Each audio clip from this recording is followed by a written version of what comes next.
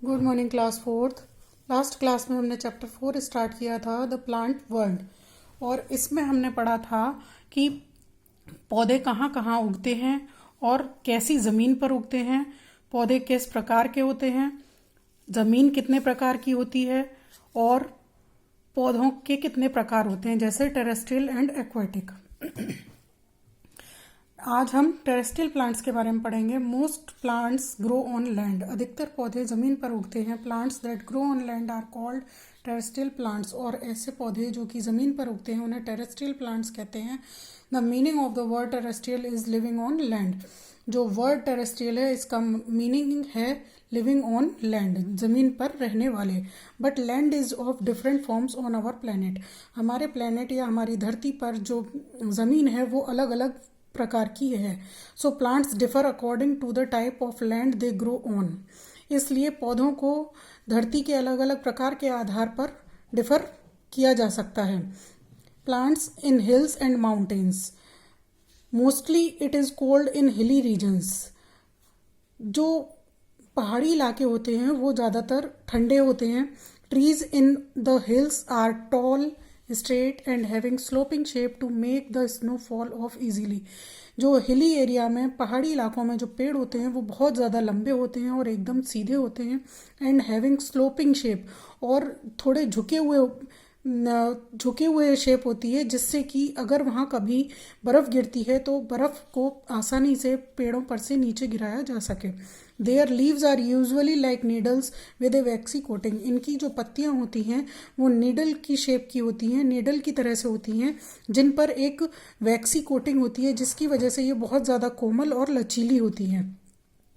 Mostly such trees do not bear any flowers, और इसी लचीलेपन की वजह से ये जो पेड़ होते हैं ये फ्लावर्स को बियर नहीं कर पाते हैं। They bear cones with seeds inside them. ये जो पेड़ होते हैं वो शंकुआकार होते हैं जिनके अंदर बीज होते हैं। Some examples of trees found in hilly areas are, कुछ एग्जाम्पल हैं उन पेड़ों के जो कि हिली एरियाज में होते हैं, जैसे pine, fir and deodar. Some small flowerless plants like ferns, कुछ छोटे पौधे जिन पर फूल नहीं होते हैं वो ferns, lichens and mosses also grow in the hills. ये भी मोस्टली ग्रो होते हैं हिल्स में, यानी पहाड़ियों में।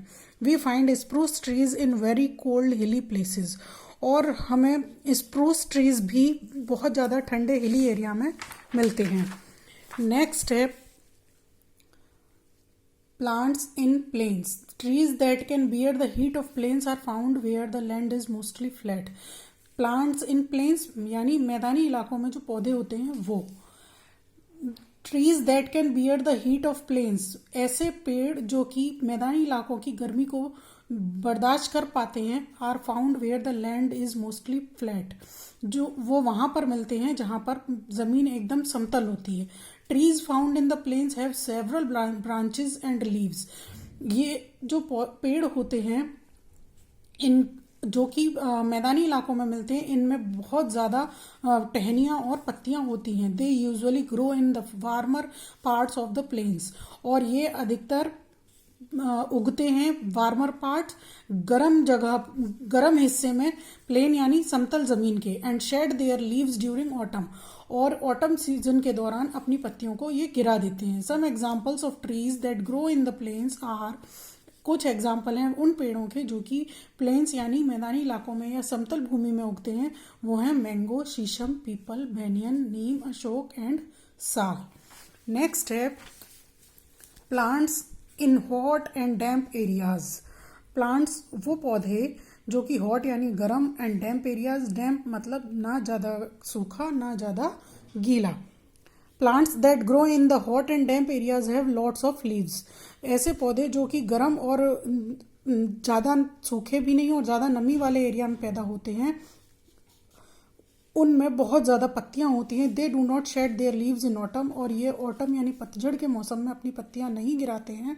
Hence they are called evergreen plants, इसलिए इनको एवरग्रीन यानी सदाबहार पौधे कहा जाता है। Teak and coconut are examples of some trees. Teak और कोकोनट इस तरह के कुछ पेड़ों के उदाहरण हैं। That grow in hot and wet areas, जो कि उगते हैं हॉट यानी गर्म और नमी वाले इलाकों में। अदर प्लांट्स लाइक, और दूसरे पौधे जैसे pepper, tea, coffee, rubber, sugarcane, rice and cotton also grow in such places. ये जो पौधे हैं ये भी इसी तरह के एरिया में जो कि हॉट एंड वेट होते हैं वहाँ पर उगते हैं। आज के लिए इतना ही। इतना चैप्टर आपको रीड करना है और फिर से समझना है। That's all.